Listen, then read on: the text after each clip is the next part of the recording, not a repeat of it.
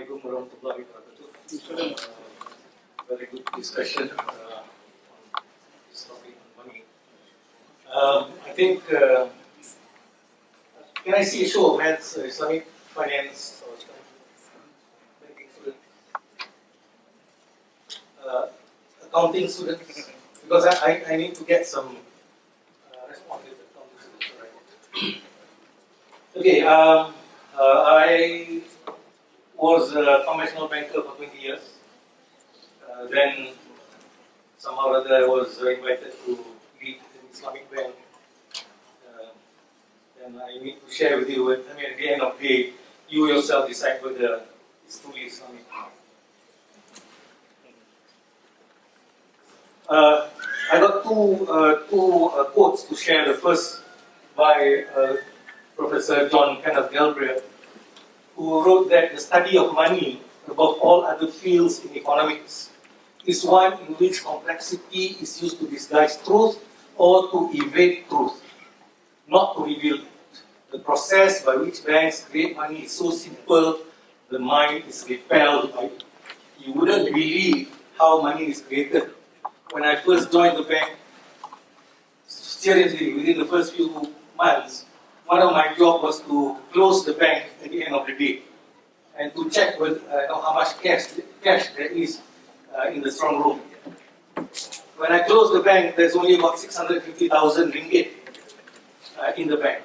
So if I close my books at the end of the day, 650,000 ringgit, when I open my books the following day, how much cash would I be? 650,000 ringgit. But I can lend out on the same day 5 million, 10 million, 15 million loan. Question is, if I have only 650,000 ringgit, how can I lend 10 million or 5 million or 7 million? I'll share that with you, yeah?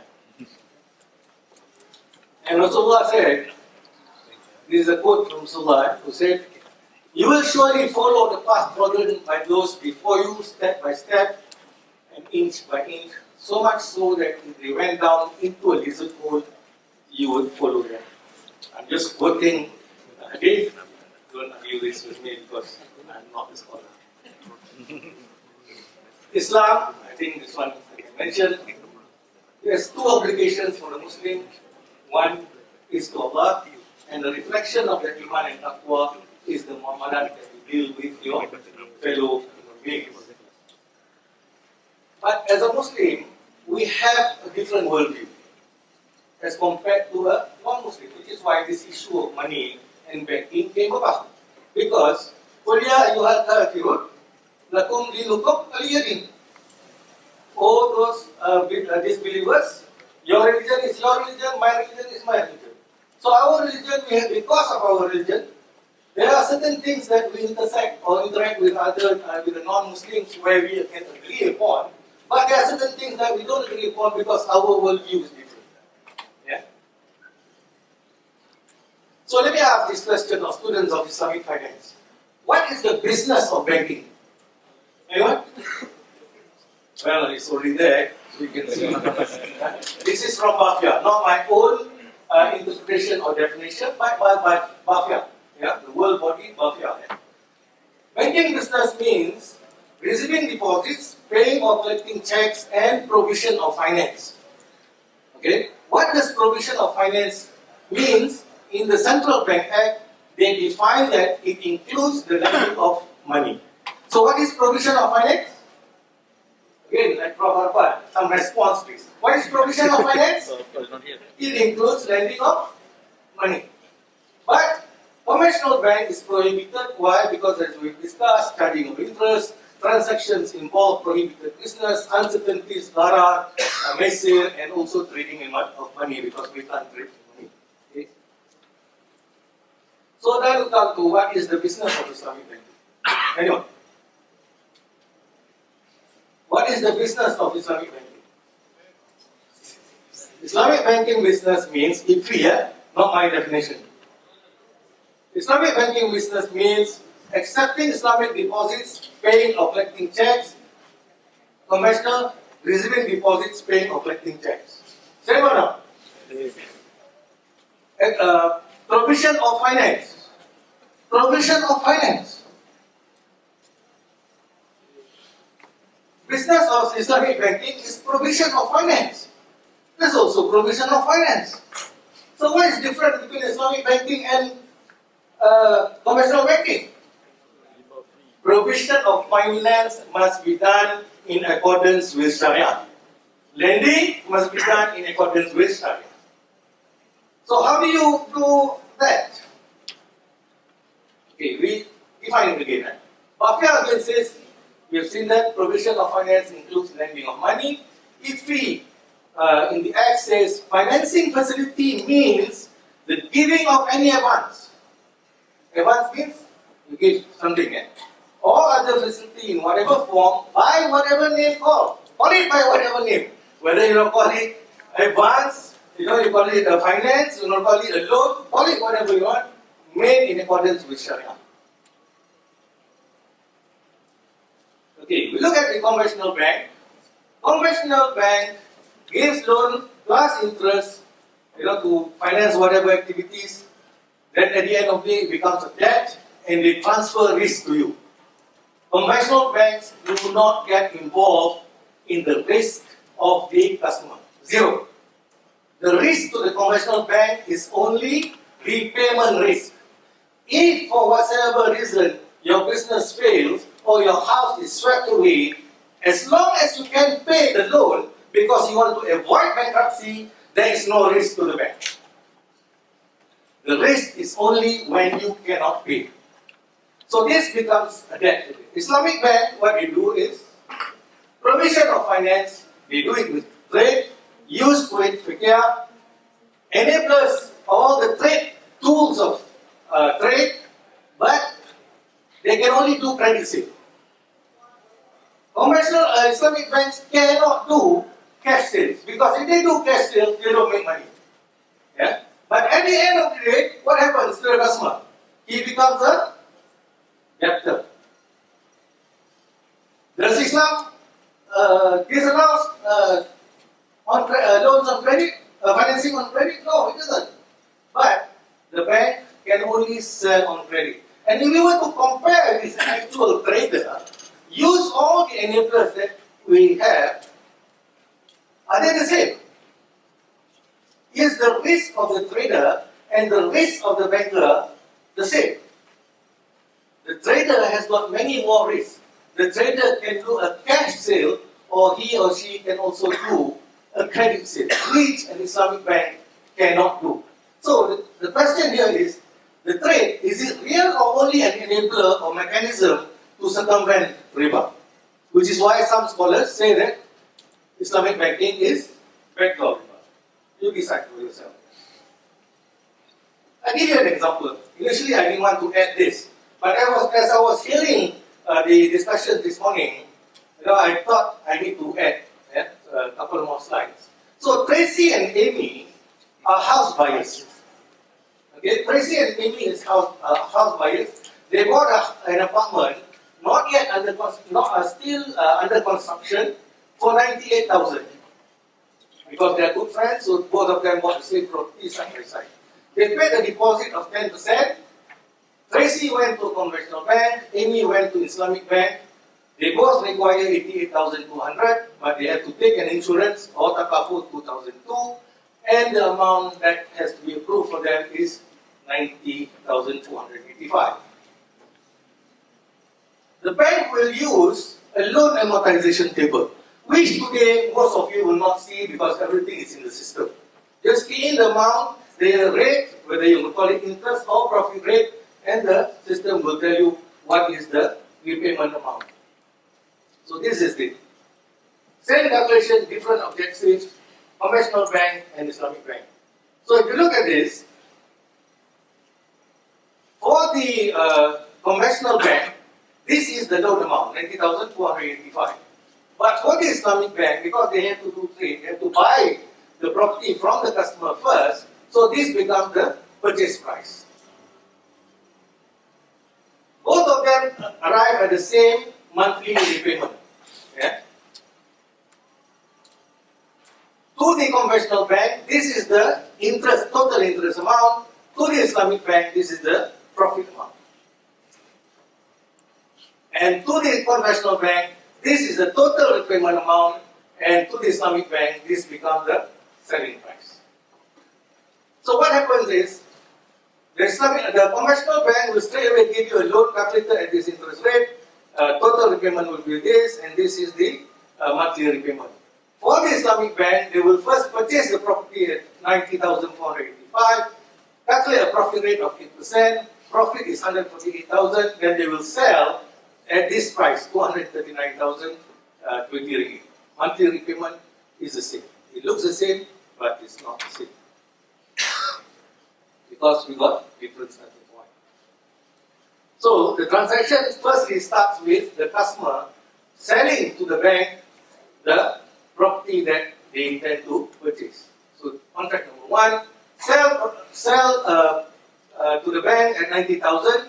Then the bank will do the calculation, and then there will be a second contract where the bank will sell to the customer for 239,000. Trade? Trade? Yes. But the problem is, this house is under construction. Yeah? Which is, it's not a completed house. So, after 3 years, the bank has only disbursed 20,000. Another 63,000 the bank has not paid to the developer. But after 3 years, the project was abandoned. This is a real project, yeah, involved in Pulau Indah Club. Bank took legal action and the customer was made a bankrupt. Let's look at this. This is a bank statement when the project was abandoned. For the riba bank or the conventional bank, the bank gave took up a loan, initial loan of 90,000. Amount paid to developer is 26, so the balance not yet disbursed is 63,700. For the Islamic bank, is the same figure. Amount disbursed 26, you add to so for 3 years, inclusive of the profit or the interest charge, so it increases by this amount every year. So after 3 years, the amount that has been disbursed comes up to 34,000. Same for this bank. Are they both the same? Yes? Yes? Yes. So, project is abandoned, yeah, because the house is not completed. The bank took legal action. The riba bank claimed 34,023 ringgit. How much did the bank, conventional bank claim? 34,023 ringgit. How much did the Islamic bank claim? How much did the Islamic bank claim? 239,000. This is true case. Tuan Adi Karim is here. He is head of Islamic Consumer Association. He's got 500 cases we have gone through. There are 500 cases, and this is only those cases that are reported to him. The cases that are not reported to him, we reckon there's a few, maybe 20 or 30,000 cases. Okay? So you look at, especially those of you who's going to become Islamic bankers, you're going to claim 239,000. The question that we need to ask is this.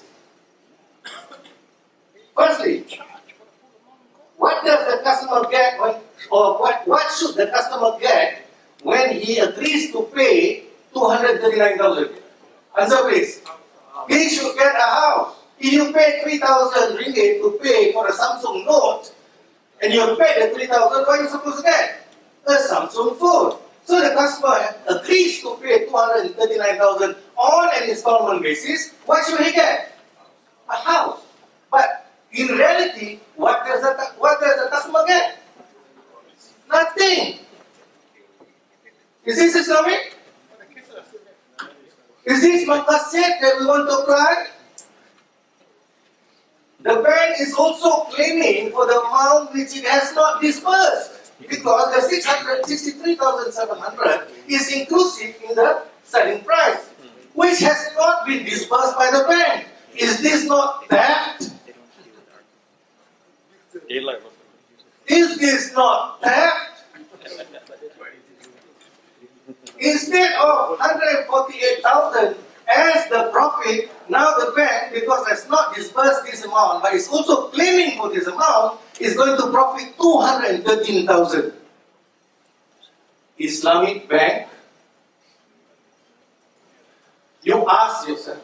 I'm a practitioner because some of these things you do not see when you discuss your papers. There is one student here, he's a student of UPM, wanted to do research like Weiner did on money creation. But he's been trying to get the banks to participate. No banks wanted to. Islamic banks, I'm saying. So, is this just typical fact? I mean, risk sharing, all those things about market sharia that we talk about. So, not riba an-nasiyan, not riba al-fadil, so what riba is this? Question, is this a real sales contract? Is this a real sales contract?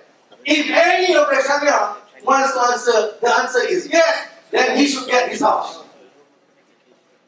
That means the bank should complete the house and give it to the customer and then claim for him to pay monthly. If the answer is no, then the contract is void. Whether you are left or you are right, either way, you have to answer for this. 30,000 units abandoned. 30,000, I'm just trying to, because I couldn't believe the number is how much? It's about 200,000. I'm just putting 30,000 so that it doesn't give too much of a shock to people who say. Where is the risk sharing of the Islamic banks? Look at those people whose apartments are abandoned. They face double jeopardy. They don't get their new house. They have to pay the sales price of their loan. They have to pay rent. Then because they can't pay, because they are made bankrupt, they lose their jobs. I put there Taqwid. Those days Taqwid was not allowed. Taqwid is penalty interest. Oh, Islamic banks don't charge penalty interest. Then in 2009, they allowed penalty interest. Then there was one customer. You can search MK Holdings versus Bank Islam. There was a 14 million loan. There was a 12 million loan which the bank claimed on MK Holdings. And then they auctioned all the properties, but the receiver insisted that the bank gave a breakdown of the amount that's been claimed by the bank. Shocking. How much is the actual loan amount outstanding? 2 million. How much is the ta'weed or penalty interest that the Islamic bank charged? 10 million. I work in the bank for 23 years. I've never seen one penalty interest, 10 million ringgit. Islamic banks? No problem. This is not my problem. I read so many Islamic banking books to try to understand what Islamic banking is all about. And all of them say, all the Islamic banking authors say, Islamic banking is about PLS, profit and loss sharing. Where is the profit and loss sharing for these customers? Tell that to these customers. Tell that to the 20,000 customers we will We wanted to engage with the Sharia scholars, none want to sit down with us. And I've met my own ex-Sharia scholar. I told him about this. Then when we went onto TV, then he admitted, it's good that you all come up because some of the Sharia scholars don't want to address this issue. Musyarakah mutanakisah. So because by Alina or BBA is not allowed, then they came up with Musyarakah mutanakisah. But nobody reads the details in the contracts, and I, as a banker, don't also read. But because of the issues, I took some trouble to read, and I only want to highlight to you one clause. This clause is on deficiency in proceeds. It says that, and this is from a Islamic bank, it says that without prejudice to the rights of the bank under this agreement, if the amount realized by the bank on the sale of the properties, blah blah blah, is less than the actual amount due to the bank. Okay, which means that if you took a bank loan of 200,000 and they sell it to you for 500,000, and then when you cannot pay the loan, they sell your property and it cannot cover the 500,000 loan. There's a shortfall. Yeah, there's a shortfall. So what will the bank do? The customer shall on demand pay to the bank the difference between the amount due to the bank and the amount so realized. Until payment of such differential amount, the customer shall pay late payment ta'wid, of course it's an Arabic term, so more Islamic, charges on differential sum until the date of the actual payment. What musyarakah is this? Musyarakah in simple layman terms is what? A joint venture. A joint venture. Tell me where is the joint venture when everything is pushed to the customer? Where is the difference with the conventional bank? So, and there is a similar injunction in the Quran with regards to riba. Riba we all know because as Islamic finance and banking students we know that riba is prohibited. But there is another similar injunction, okay, to riba. What is that? It's about the Jews. What were the Jews not allowed to do? They were not allowed to fish or do anything on Saturday. Okay? And for their covenant, we raised them over the mounts. We said, enter the gate prostrating and bowing with humility. Transgress not. That means don't break the rules on Saturday. Allah to affirm covenant. On Saturday, don't do anything. But as a test to them, what did Allah do?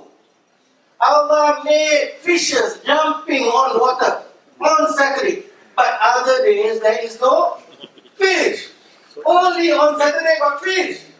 Other days got no fish. So the Jews were sitting by the river banks, biting their fingernails, and the fishes were laughing at them. Ha ha ha! You can't do anything to me.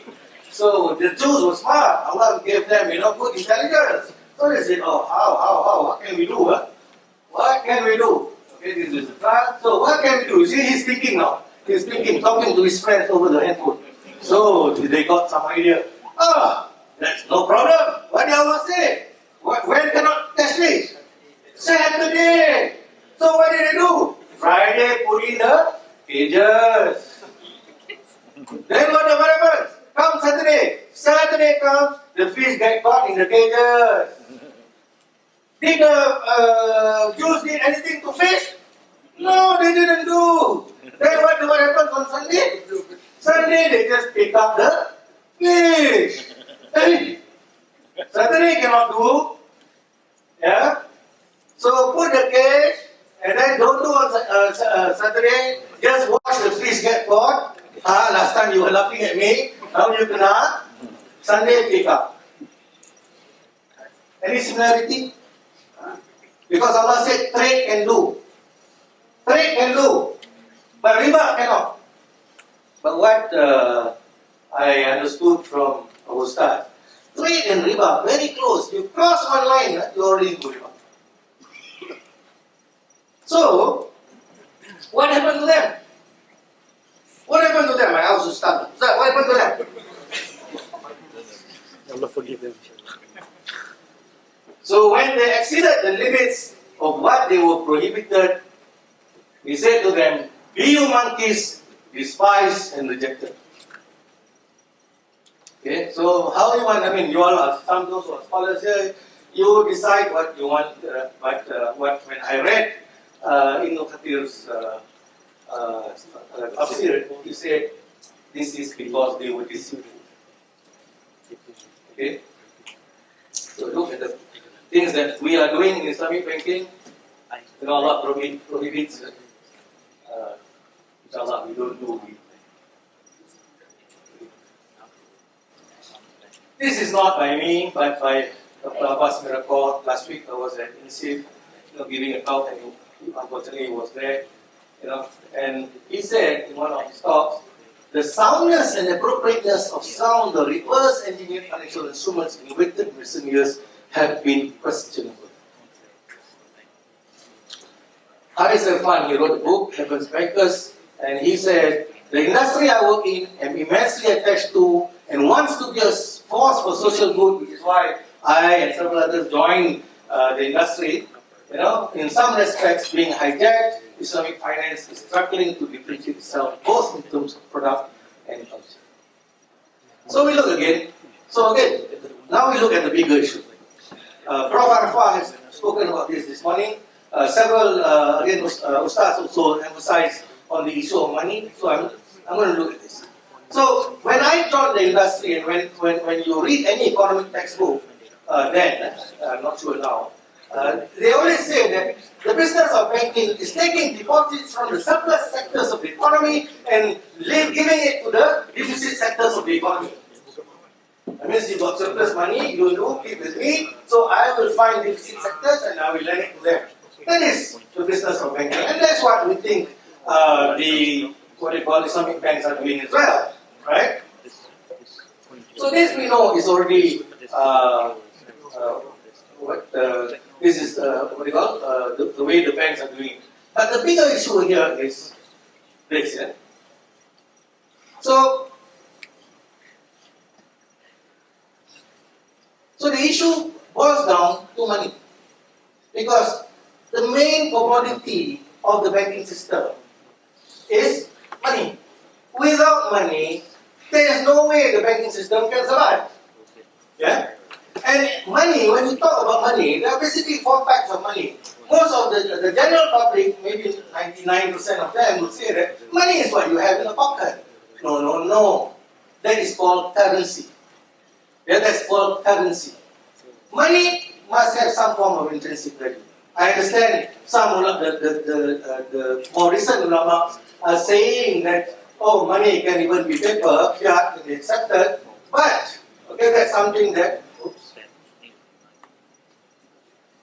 there's something to be debated later. Yeah? But I want to focus on fractional reserve banking and debt money.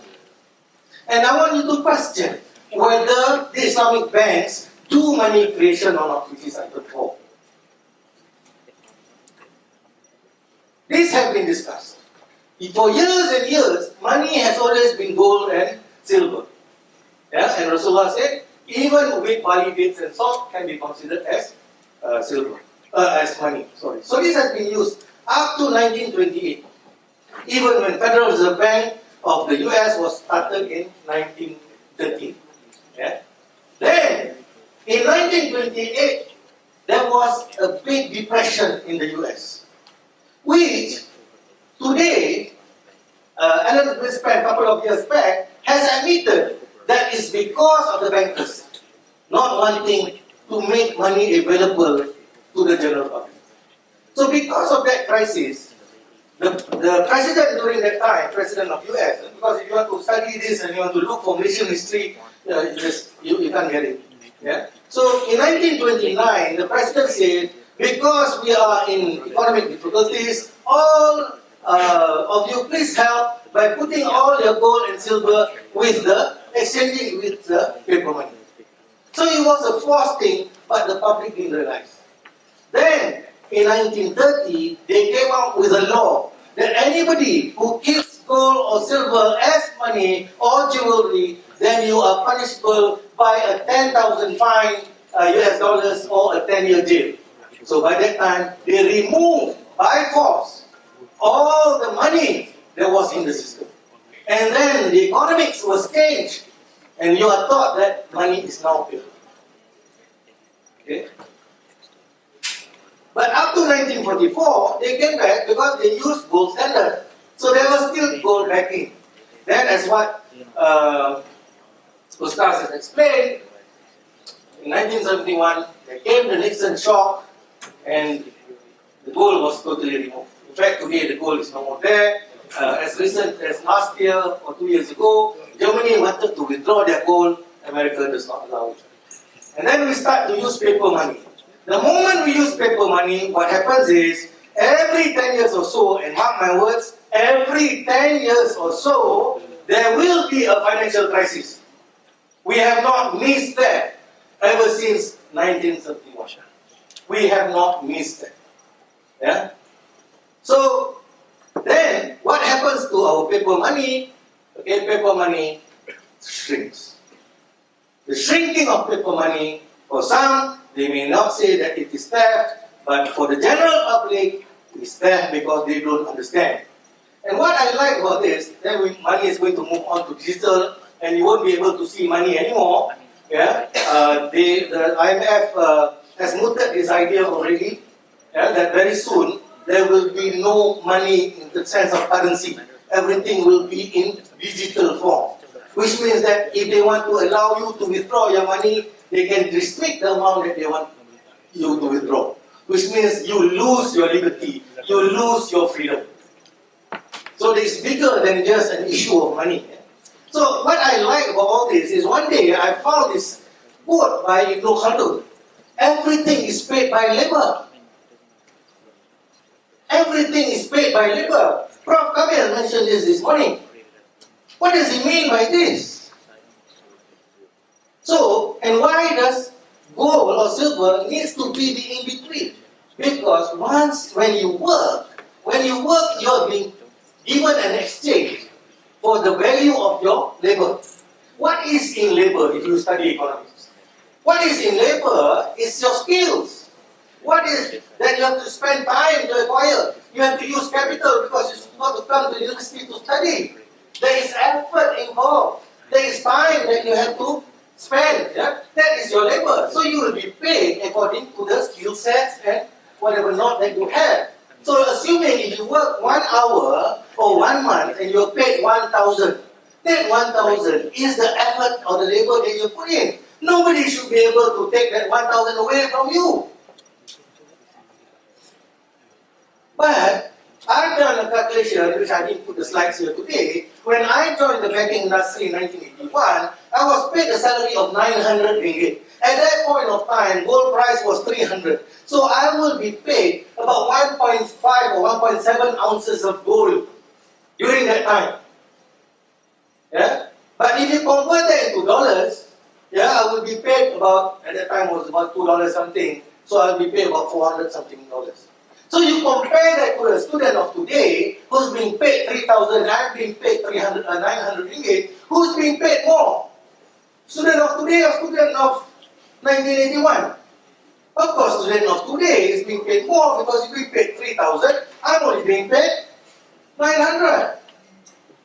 But if you convert that into gold, yeah, you are only paid about 0.5 ounces of gold when I'm being paid 1.5 ounces of gold, which means you are very, very underpaid. Which is why today, most of the students, when they graduate, with the salary that they are getting, they still have to ask from their mothers or fathers. When we can already help our parents. So money, there must be something to money. I don't care about the fatwa given by the Saudis because they need the money because oil is being sold in US dollars. I mean, seriously, you look at the harm that's being caused around the world, particularly the Muslim countries, because you moved away from the standard. And our stars have explained this very thoroughly just now. Okay, so we move on to fractional reserve. What do we understand by fractional reserve?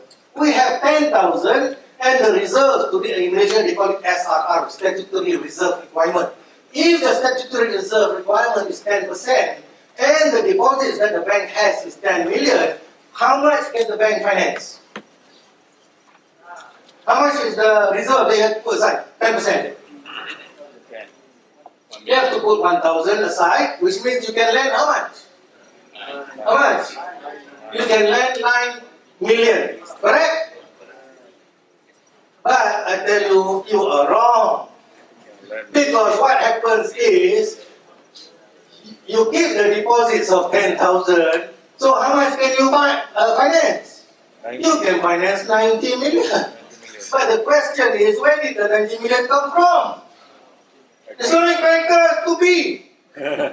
Where is the 90 million going to come from? Okay, let's look at it in more detail. Some of this has been shown by Prof. Arfa, but I show it slightly different. Okay, now there is a trader and a banker. Islamic bank. Islamic bank and trader both start business with a capital of 250,000 on the same day, day one. So we look at the balance sheet. The accountants here, yeah, please verify, and auditors, yeah. Please verify. Capital 250, cash 250 for the trader, the same for the bank. Correct? Correct? Yes. On day 2, what happens? On day 2, the trader purchases stock of 200,000 and the Islamic bank gives a car financing of 200,000. The seller opens an account with the bank, which means that the seller who sold the car to the customer that the Islamic bank is going to finance also opens a bank with the account with the bank. What is the accounting entry? First one, trader, accounting students. Accounting students, please. Trader purchases stock of 250,000. They have cash of 250. They pay cash. So debit cash, credit stock, movement in the same asset column. Any change in the balance in the bottom line? Still 250. What is the accounting entry for Islamic bank giving car financing?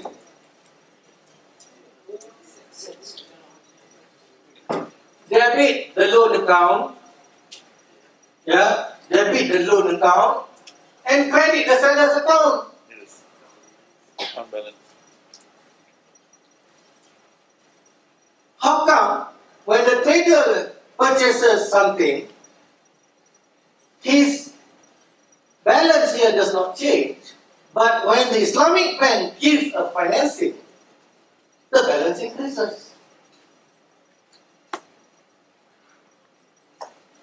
Something wrong, I heard. No increase in assets, only change in asset class. No change in cash.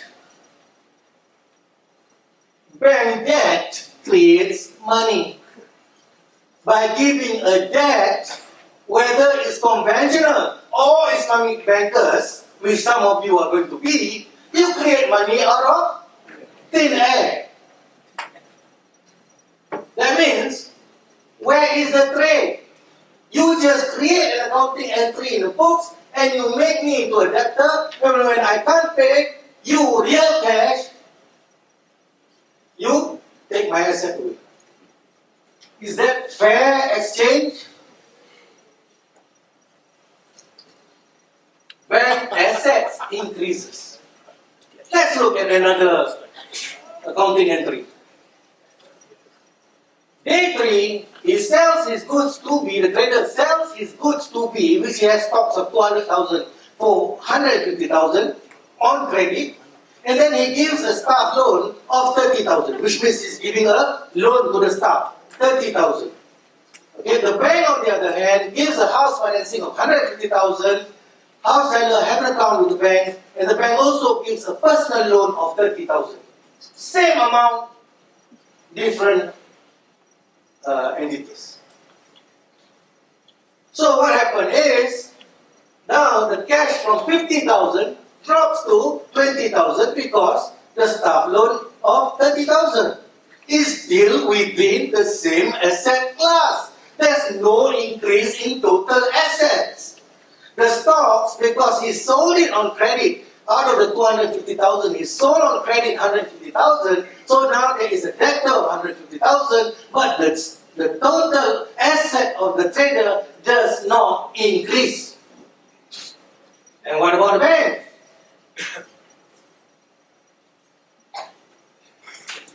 So there's no change in cash, the cash remains the same, 250,000, and then, this financing of 150, just credit into the customer's account and debit into the debtor's account, and then on the personal financing, debit the debtor's account and credit, not seller 3, but credit the personal account of the customer, and there you are, now your asset has increased from an original of 250,000 to 630,000. Is there any cash involved here? No. Any cash involved here? No. Then where did the bank get the money? Islamic? Some people ask me, why don't you raise this when you were in conventional bank? 20 years you were there. The first time when I saw this problem, I asked my friends. Then they said, oh, I also don't really understand it. You know? So he was the bookkeeper anyway. Then after some time I got promoted. No, I forgot about the issue. Then I got promoted, go to London. Somehow I forgot the issue, don't want to ask the issue anymore. I got promotion.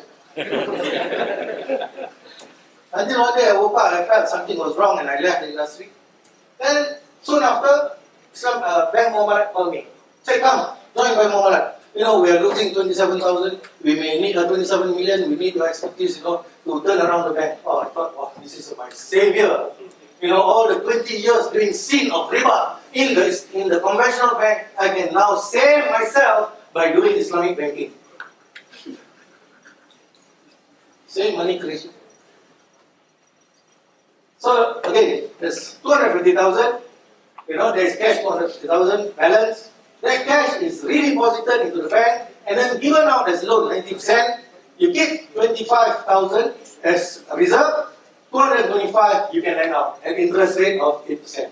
Okay? So this customer who received this will deposit, assuming there's only one bank in the whole country, so he will deposit back into the same bank. Okay? And then the bank, after receiving this money, will keep 10% and then lend out again 90%. And this thing will continue on and on. Okay? Lend. Then finally, you see, the bank's total liabilities now is 1.6 million. And then total cash is, total debts is 1.4 million. Let's ask some questions. Question number 1. How much deposit is in the bank? 250. I also put the answer for you then. So this is not a trick question. So total deposits in the bank is 1.6 million. But how much actual cash is there? 450,000. Actual deposit 1.6, but actual cash only 250. How can,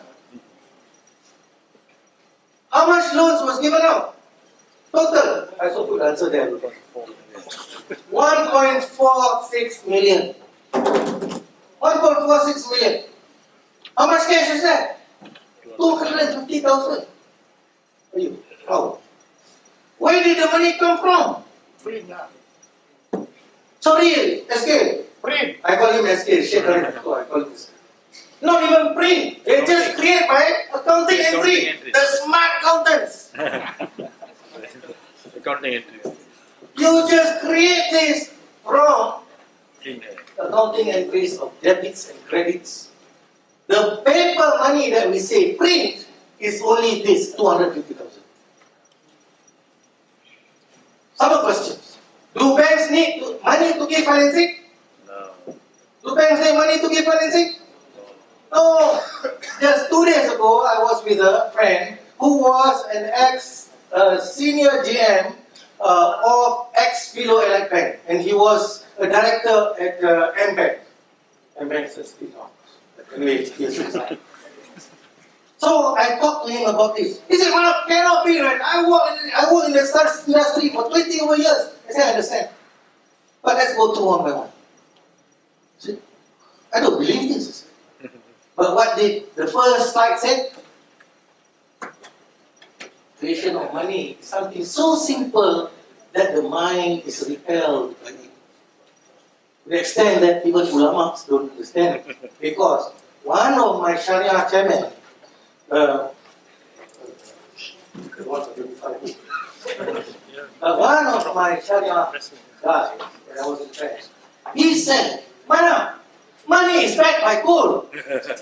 I told him, no, there's no more money by gold. No, money is backed by gold.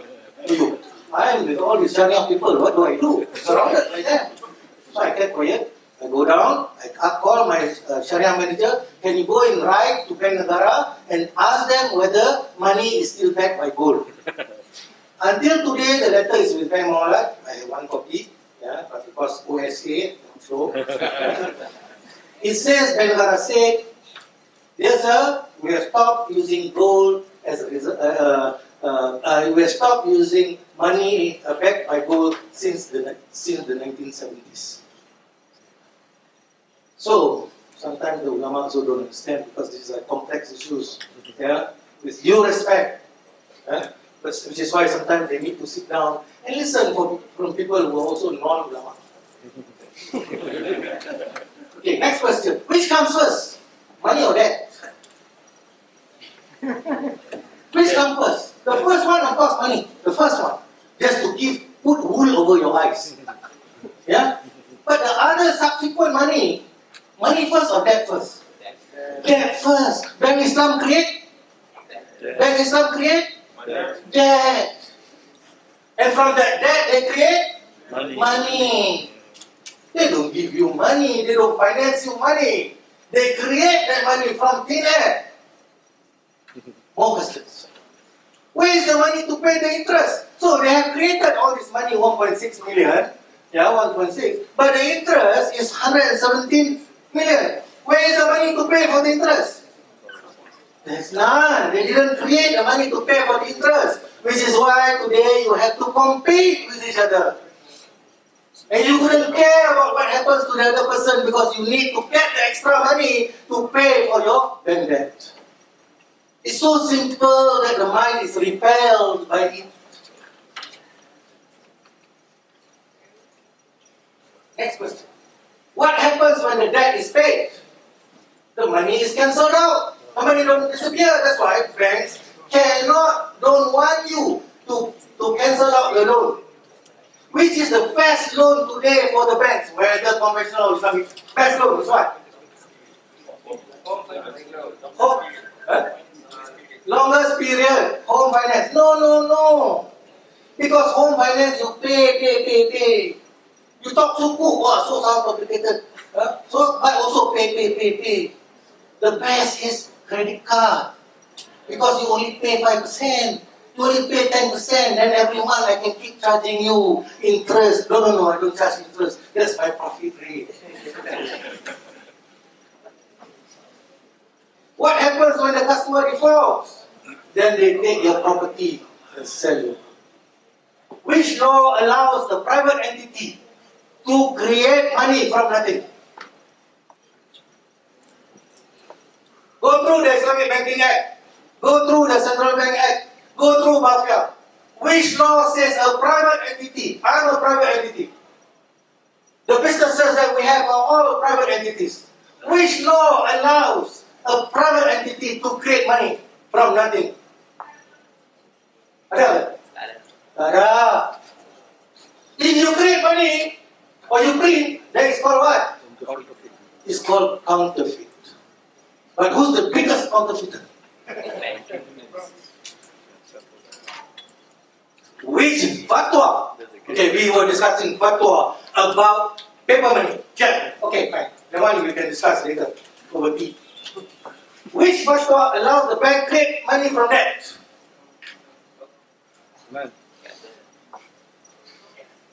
Which fatwa? Go out and call any Sharia scholar. We sit down here, we show one by one. Tell me there is a fatwa that you can cheat somebody else by taking his property and creating numbers into his account that he is forced to pay. I'm not against this Islamic finance. I love Islamic finance. Seriously. But between conventional and Islamic, there is this terminology that we stamp on it, Islamic. I read an article several years ago.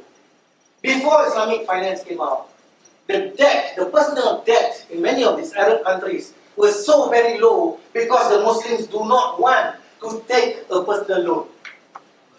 The moment all this tawaruk by al-ina, commodity murabah, because they lost in terms of terminology.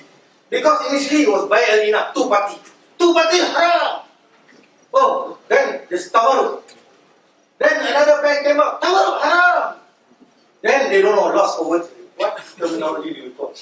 So, commodity murabah. So it comes. So now it's commodity murabah. Look at this. This is annual change growth rates. Where did I get this from? Central Bank of Malaysia. Currency in circulation, 4.2 billion. increase from previous year. But that increase from previous year, 68 billion. This is the currency in circulation, the money printing. Prof, don't worry, Prof, I will do this.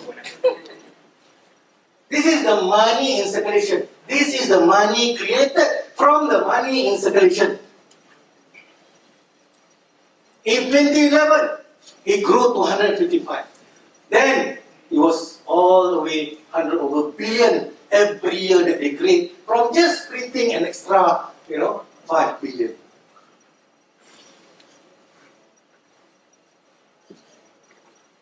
So, you can be ex-banker, you can be Islamic banker, but you don't know all these Sharia matters. I don't know all. But one day I was going through the internet, thank God for the internet.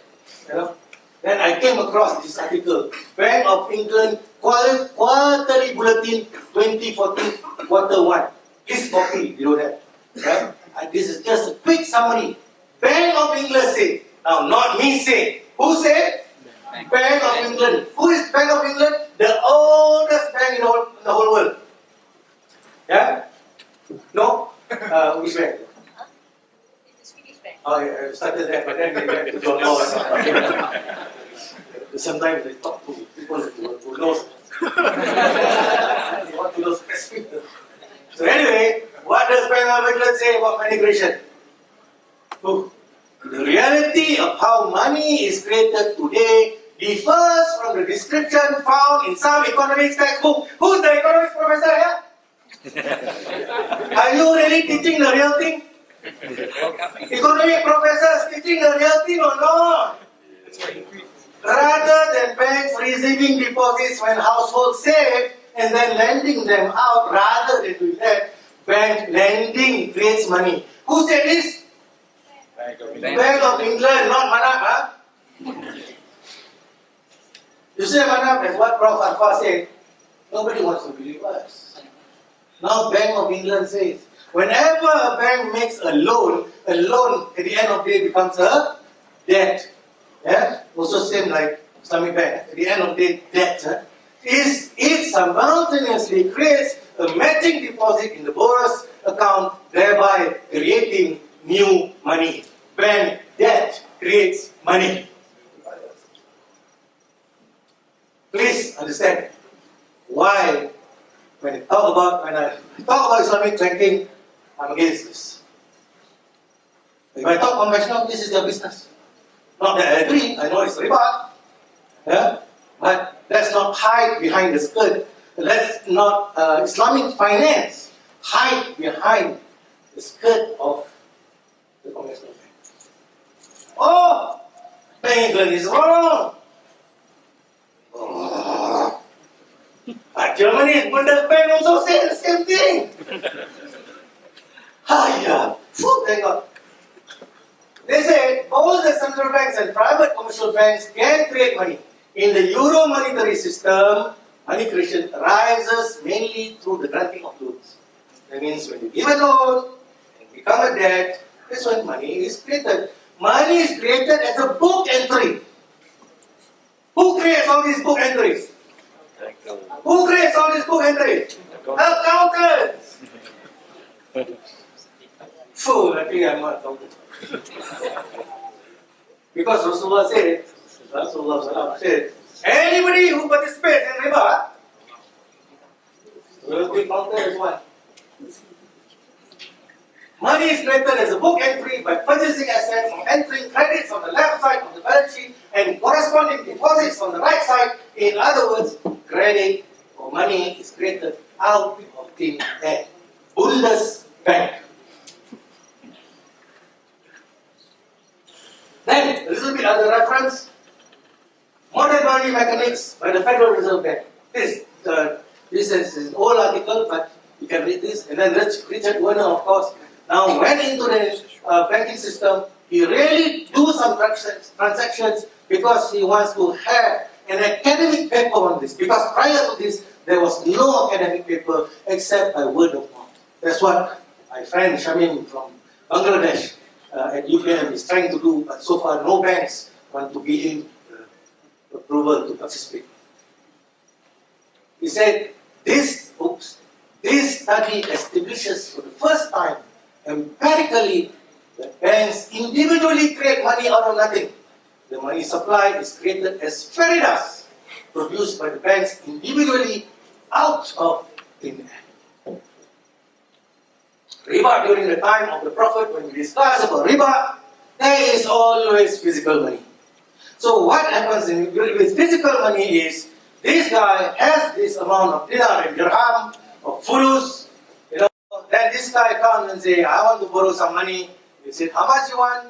Okay, but if you cannot pay, I'm going to charge you interest, blah, blah, blah. Then he gives the money away, then that becomes riba. Then, he got any more money or not? He has given all his money, or loaned all his money to this guy. Does he have any more money? So he doesn't have any more money except for his tasbih. Then this guy comes over and says, Che, I also want to borrow from him. Can you lend me some money as well? Don't worry, interest, I will pay. Riba, no riba, I will pay. Can this money lender lend him the money? No way, because he doesn't have the money. Then money lender of today, modern money lender, this guy comes over, even though he wears jacket and tie, but his salary is not enough because the house rental, the petrol, the toll, everything is too high. So he needs to borrow some money. He went to the money lender had that amount of money, lend him the money. Then another friend also heard, he borrowed from this money lender, then he came over to the money lender. But the money lender also no more money. Can he lend any more money? The money lender, he got no more money. This is money lender. Money lender? Money lender cannot create. Yeah? The money lender cannot create. So today, there are already advertisements. The other day, Prof. Nazari sent out to our group. Look, there is already an Islamic money lender. Can or not? Of course can. Why not? No problem. Murabah, this is my handphone. I sell to you for 20,000. I buy back at 3,000. Now you pay me 20,000 monthly. 1,000 a month. No problem. Times up, I get to food. Then if you go to the banks, what happens to the bank? Thousands of people come, and the bank can provide any amount of financing, not because they can print, but because they can create the debits and the credits. So because of that, Allah says, I will wage war on those who practice riba. War. So simple. Riba also want to wage war. But why? Because it is because of riba. Money becomes useless. Yeah? Run on the banks. Yeah? On the walls, etc. This is the cause of riba. We want to go and shout, oh, Palestine, oh, Syria, it's because the people who fought, they have the money to print and create out of thin air and make us all follow what they want to do. Because we don't want to argue. Because it's regressive. And then look at this, then I found. The Telegraph is a respectable newspaper from the UK. 3rd December 2014, it says the UK government to pay back all World War I debt. World War I debt in 2014, 100 years later, they have not finished paying. Why? Riba. US national debt and money supply versus consumer price index. So if you look at the money supply from 1974 up to around 1970, the money supply is pretty flat. The moment the gold was removed, then money supply shot. What's the solution? The solution actually is very, very simple, which is why I wanted to address the issues first, even though many of these issues were spoken by the earlier speakers. What's the solution? The solution is very simple. First, let's see back to the what Dr. Manap Wahab said. Islamic finance is embedded. He did not use the word Islamic finance. Islamic finance is embedded in an institutional framework designed to support the conventional financial system. The financial system is creation of money through okay, through reverse engineering. So all our products are basically reverse engineering. There was one seminar I attended many years ago, and the speaker said, a prominent banker said, anything the conventional has, Islamic banking can have. So Islamic finance is different because it's profit and loss. Islamic finance is different because money must have value. Financing cannot be purely bookkeeping. So the model that we have must be based on, cannot be based on money creation through debts.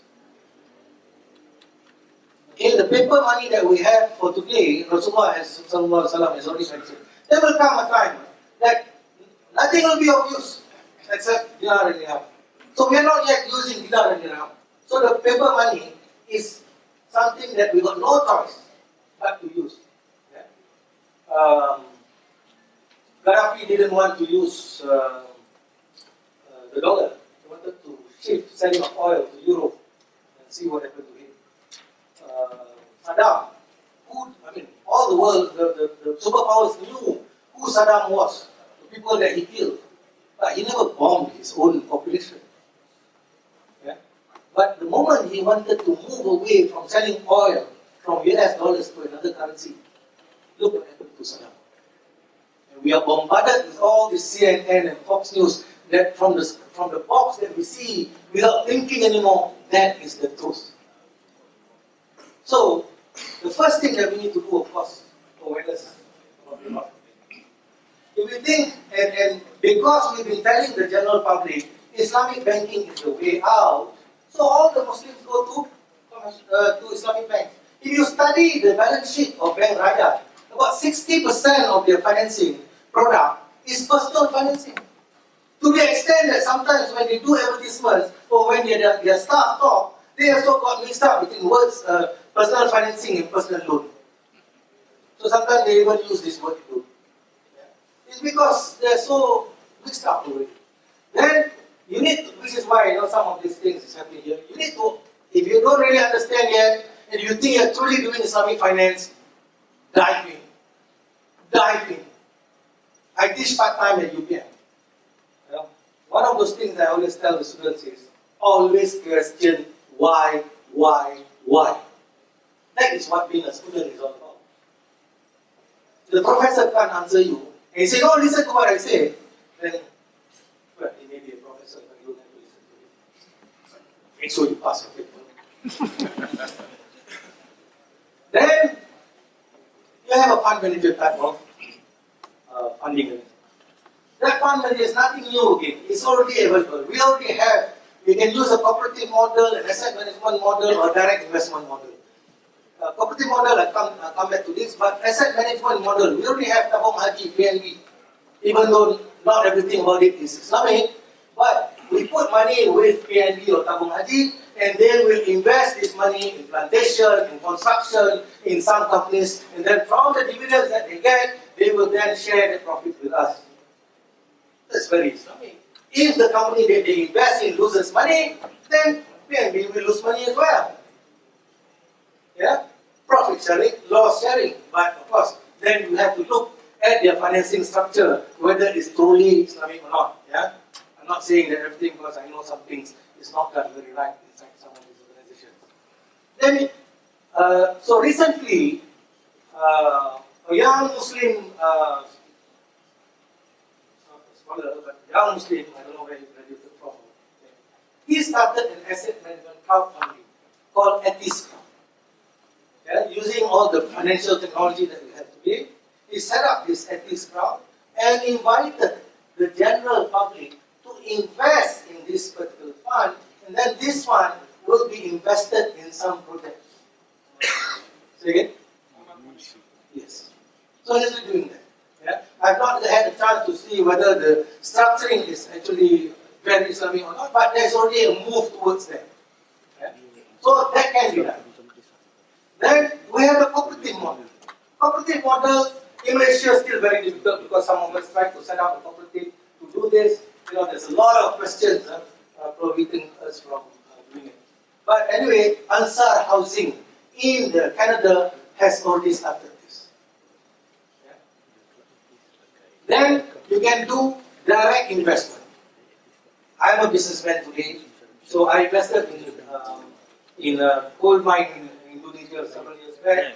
So what happened was, initially I do a direct investment on a musyarakah basis with my Indonesian partner. That means I do musyarakah, meaning that I will manage the business together with him. Then we were short of funds. So what we did was, we called another investor, but that investor doesn't want to be involved in the running of the business, so we just put it as a mudarakah. So it can be done. Then when I was in the bank, even though we were still doing money creation, but I did a structure with a car dealer. Then the company was dealing with car business, so I didn't take over the business, but only on the financing side, we do a 70-30 financing, musyarakah financing. But we share on the gross. Because I don't want to know his details about paying electricity, because he can play around with that. So difficult for me to control. But whenever he wants to buy a car, the money must come from me. So I know how much I'm paying for the car. So when he sells the car, I know what price he's selling for the car. So based on that basis, I take it gross. On the gross, I take 30%. Because he has the running expenses. So I did that. Yeah? So I control the financing and the accounting. So it can be done. Even on the current model of banking. But then after a few months, my directors came back to me, Manap, you're not making enough profit. I said, you're facing the risk, you have the risk, because sometimes some cars cannot sell every month. It may take 3 months. Then sometimes it takes 6 months, because I'm not yet a car dealer. I don't understand the car market as yet. So I need to have this knowledge before I can participate, deeper into the business. So after some time, the board moved out. Because we don't have the appetite for risk. Musyarakah completed houses, we can buy. We can go into musyarakah. But today, even though they go musyarakah, so the terms in the legal agreements have got to change to project a real musyarakah. The moment you do a real musyarakah, then the ownership or the equity holding will depend, how much has been paid down by the by your other partner. And what will happen is, if after 2 years or 3 years or 4 years, he wants to sell off the property because the price has gone up so much, and at that point of time, his share or equity is only 30%, then he should only get 30%. So that will depress, the market for speculation. So even if we do this on the current model of money creation, it can still be that part, a little bit Islamic. But the banks don't want to do. Especially when you refer to BAFIA, BAFIA is a controlling body at the very top, yeah? Then they say, no, if you want to do this pure musyarakah, then your capital requirement will be 300%. That is, for every investment that you do, your capital base has got to be increased by 300%. Why? Why? It's because they don't want you to succeed. So, if we continue to play the game, we continue to play into their hands, then we call it Islamic finance. We are happy we go back. Oh, we're doing Islamic, I'm more Islamic today. We are just in a lie. I'm putting this forth to you because you are people who have not yet gone into the industry. Don't get fooled by what is being told to you unless you research it thoroughly. Alright? But many more slides that I share, but I see he has already pointed this so many times.